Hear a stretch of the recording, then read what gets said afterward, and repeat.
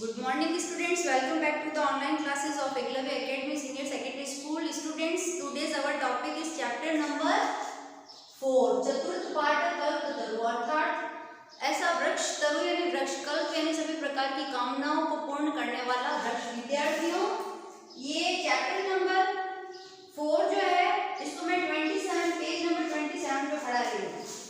Page number 27। Okay students, तो आप ध्यान दीजिएगा पेज नंबर 27। यहाँ पर हमने पढ़ा था पिछली कक्षा में कि जीमूतवाहन को जब यह पता चलता है कि उसके घर के अंदर ही एक ऐसा वृक्ष है जो सभी प्रकार की कामनाओं को पूर्ण करता है, ये किसके द्वारा पता चला? मंत्रियों के द्वारा।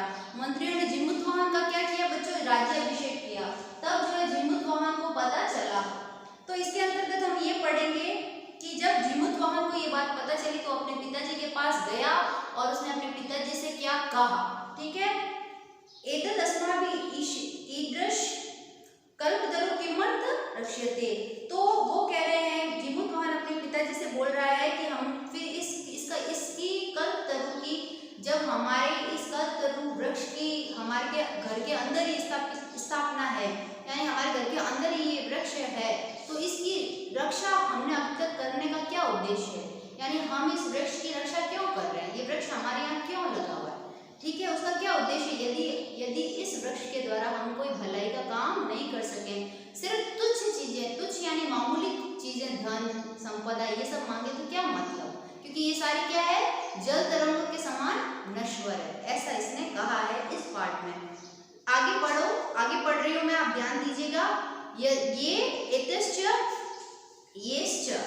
यैश्च पूर्वे अयं मम इति आग्रहेण रक्षिता ते इदानीं कुत्र गताः।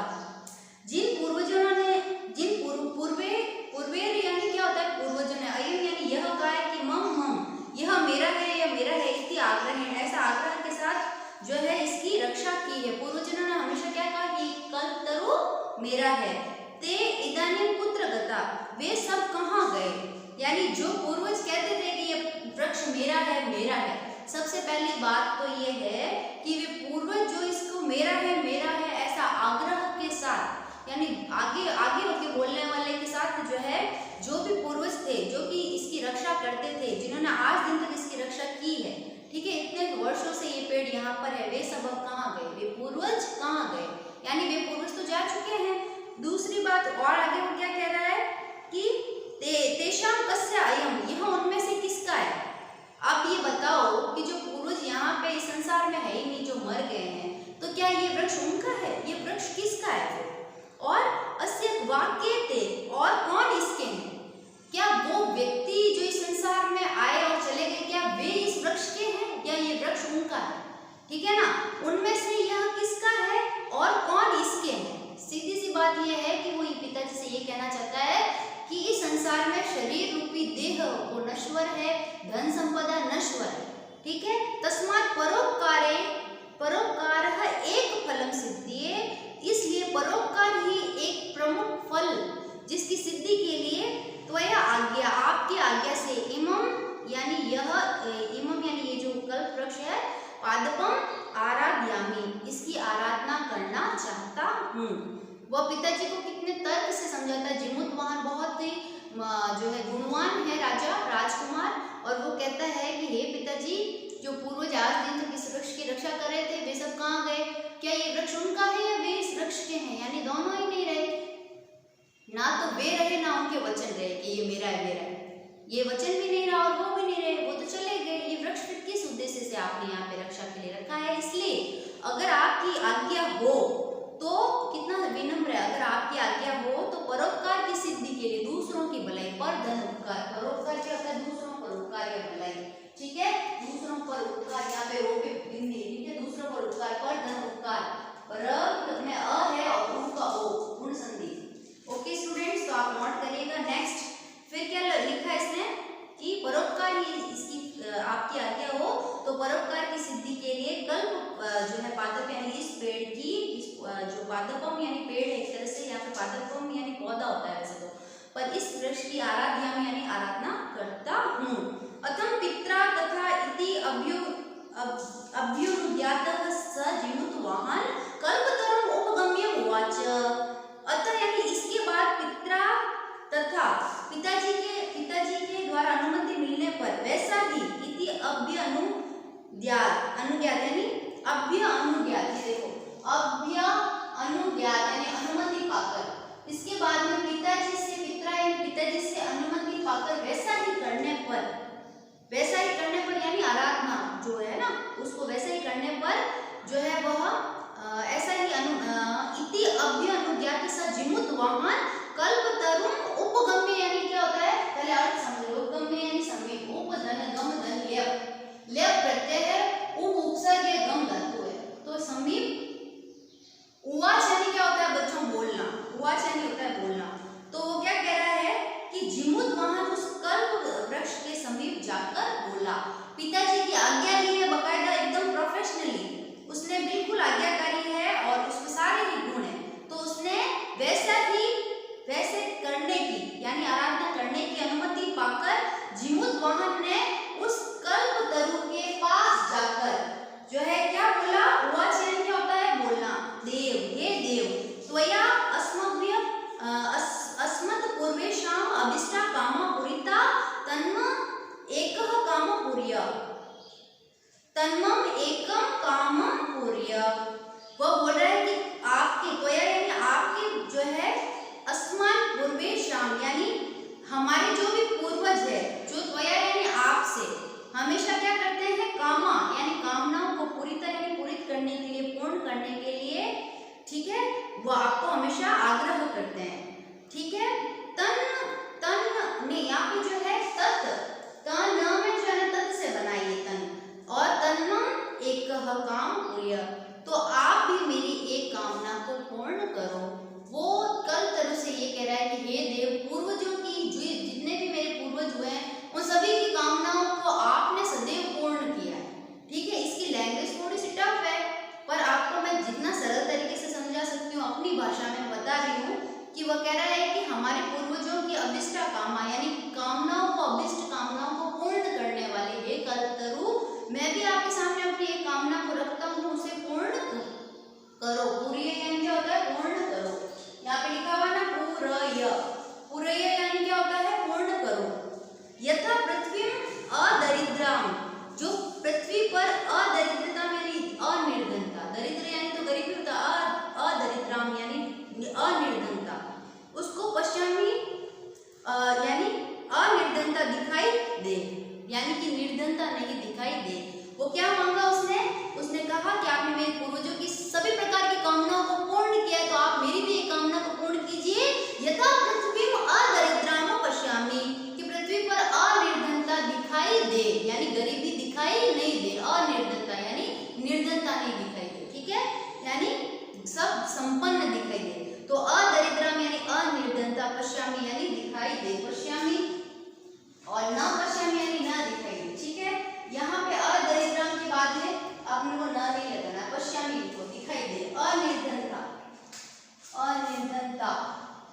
अनिर्धनता दिखाई दे यानी गरीबी दिखाई नहीं दे। निर्धनता तो गरीबी हो गया, अनिर्धनता यानी संपन्नता एक तरह से, तो अनिर्धनता दिखाई दे यानी गरीबी दिखाई नहीं दे। नेक्स्ट, तथा करो तो एव इति, तो ऐसा कुछ कीजिए हे देव, आप ऐसा कुछ कीजिए कि इस पूरी पृथ्वी पर गरीबी दिखाई नहीं दे। क्या दिखाई दे, अनिर्धनता यानी कि संपन्नता एक तरह से। और एववादिनी इस प्रकार के कहने पर, एववादिनी जिमुत वाहन के इस प्रकार कहने पर, जिमुत वाहन यानी जिमुत वाहन के एववादिनी इस प्रकार कहने पर, त्यक्त त्वया एषो अहम यतो अस्मि इति वाक् तस्मात् तरो उद्भूत। अब ये बहुत इंपॉर्टेंट लाइन है, देखो, त्यक्त यानी छोड़ रहा हूँ, त्वया यानी तुम्हारे कहने पर, एषो यानी यह, अहम यानी मैं, यतोस्मि यानी यात यानी जाना। यहाँ पे मैंने लिखा नहीं है, एक अलग से लिख देती हूँ, यहाँ कहाँ लिखूँ, यहाँ लिख देती हूँ। यात यानी क्या होता है, जाना, बहुत इंपॉर्टेंट है ये शब्द, जाना। अब देखो क्या होता है, यात यानी क्या होता है, जाना, जा रहा हूँ, अस्मि यानी हूँ, ठीक है। यात यानी क्या होना है, जाना, इति यानी इस प्रकार की, वाक्य यानी वाणी, तस्मात् यानी इसलिए, तरो यानी वृक्ष से, और उद्भूत यानी निकली। जैसे उसने कहा कि हे कल्पतरु, आप कुछ ऐसा कीजिए कि इस पूरी पृथ्वी पर अनिर्धनता हो जाए, यानी कोई भी गरीब नहीं रहे। तो जैसे ही उसने बोला जिमुतवाहन के इस प्रकार बोलते ही वृक्ष से, वाक यानी वाणी, तस्मात् तरो यानी क्या होता है वृक्ष से, बुद्ध यानी निकली, वृक्ष से क्या वाणी निकली कि त्वया तथ्य, तुम्हारे द्वारा, कहने पर, एशो यानी ऐसा, यह तुम्हारे द्वारा छोड़ा गया हूं मैं, छोड़ा गया, मैं जा रहा हूं। वो ऐसे बोल रहा है कि तुम्हारे द्वारा जो मेरे से प्रार्थना की गई है, इस प्रकार से तुम्हारे द्वारा आज मैं मुक्त कर दिया गया हूं। इतने दिन तो मैं तुम्हारे पूर्वजों की मोह के चक्कर में, कृपा के चक्कर में मैं भी यहीं पे था, तो आज तुमने आज खुले दिल से पूरे संसार के लिए मांग लिया मुझसे कामना। तो इसका मतलब तुम मुझे बंधन में नहीं रखना चाहते, तुम सिर्फ मेरे और मेरे ऐसा भाव पूर्वजों में था। पूर्वज कहते थे कल्प तरु यानी कल्प वृक्ष हमारा है, मेरा, लेकिन तुम्हारे अंदर मेरा है भाव नहीं है। पूरी पृथ्वी के प्रति क्या भाव है? समान भाव है, परोपकार का भाव है। तो तुम्हारे द्वारा छोड़ा गया मैं, यानी छोड़ दिया गया, आज से तुमने मुझे मुक्त कर दिया है, मैं अपनी इच्छा अनुसार वरदान देके तो जा सकता हूँ। तो तुम्हारे द्वारा छोड़ा गया मैं जो है, आज यह वृक्ष, ऐसी वाणी निकली कि तुम्हारे द्वारा मैं छोड़ा गया, तुम्हारे द्वारा मैं आज जो है जा रहा हूँ। ऐसी वाणी तरो उद्भुत, ऐसी वाणी वृक्ष से निकली। फिर क्या हुआ? क्षणे, थोड़ी ही देर में, सकल्पतरु, वह कल्पतरु, उस वृक्ष का नाम है कल्पतरु, दिवम यानी स्वर्ग में, दिवम यानी क्या होता है बच्चों? स्वर्ग में, समुत्पत्ति यानी उड़कर, स्वर्ग में उड़कर, भूमि यानी भूमि पर। अब वो वृक्ष भूमि पर था ना इतने दिन, अब वो कहाँ जा रहा है? स्वर्ग पर, स्वर्ग में जा रहा है, देवताओं के वहां। तो दिव्य यानी स्वर्ग में उड़कर पृथ्वी पर, तथा वसुनी यानी धन की, अवर्षत यानी वर्षा की, और यथा यानी जिससे, न कोपी कोई भी, दुर्गत यानी दरिद्र, दुर्गत ये देखो, दुर्गत यानी दरिद्र, और अवर्षत यानी वर्षा की, वसुनी यानी धन की, भूमि यानी पृथ्वी पर, समुत्पत्ति यानी उड़कर, उस वृक्ष ने क्या किया? उड़कर स्वर्ग, दिवम यानी क्या होता है? स्वर्ग पर। तो वह वृक्ष उड़कर स्वर्ग पर गया और उसने पृथ्वी पर धन की वर्षा की, और दरिद्रम आसीत, न कोपि दरिद्रम आसीत, और कोई भी व्यक्ति दरिद्र नहीं हुआ। इसके लिए उन्होंने क्या की? धन की वर्षा की। किसने की? कल्प वृक्ष ने, ठीक है, क्योंकि उसने जिमुतवाहन ने क्या मांगा कि पूरी पृथ्वी ही जो है अदरिद्र हो जाए, यानी निर्धनता हट जाए, गरीबी हट जाए।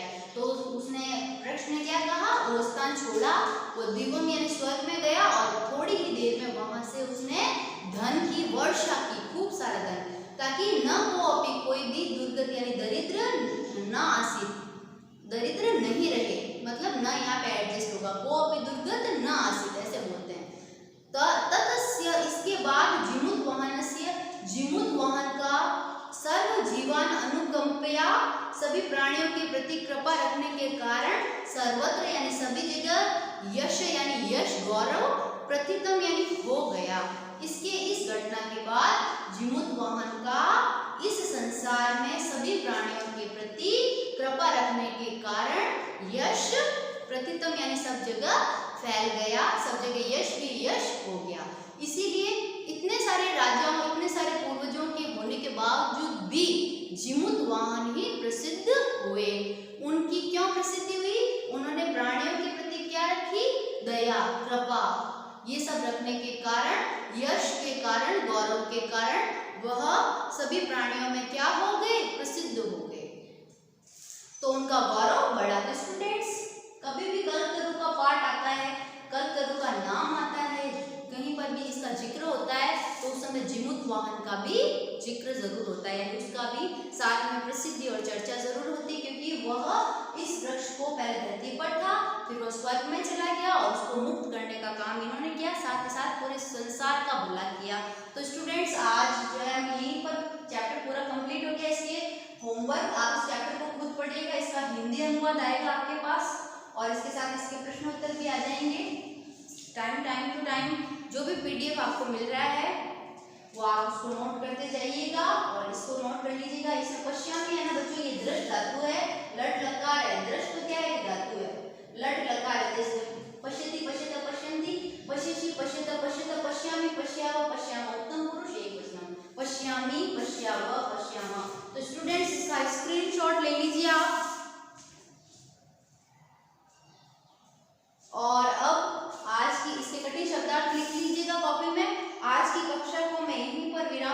विद्यार्थियों बहुत बहुत धन्यवाद।